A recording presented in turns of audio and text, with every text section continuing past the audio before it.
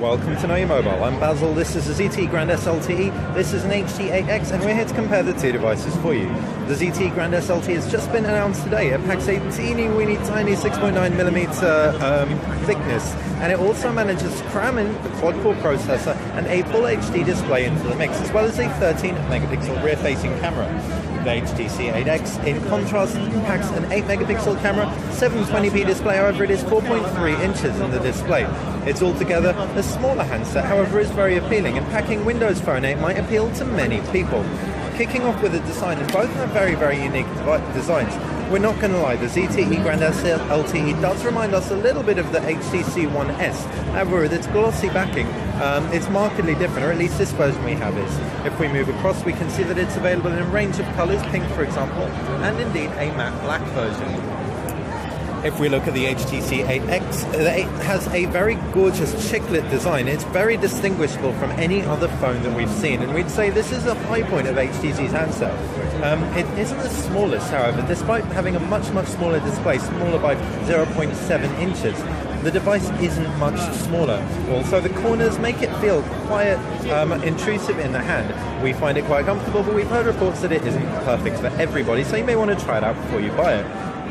As far as ports go, moving on to the Grand S, we can see on the right side the volume rocker, a micro SD card slot. Up top is a 3.5mm jack, power button, left side is a micro SIM card slot and a docking connector, and a micro USB port down below. While to the reverse is a slight bump where you will find the 13-megapixel camera. On the HTC 8X is a volume rocker, a micro SIM eject tray. On the right below that is a camera button. Left side is no buttons whatsoever, while up top is a 3.5mm headphone jack and a power button. Down below you've got a micro SIM SD, a micro USB port. Sorry about that. A megapixel camera on the back with a LED flash, HTC insignia, and of course Beats audio for that oomph in the sound department. Looking at the screens, both are really gorgeous pin-sharp displays. Until now, the HTC 8X packed amongst the sharpest display out there. However, with a PPI of around 442-443, the ZTE Grand S LTE is on par almost with the Sony Xperia Z.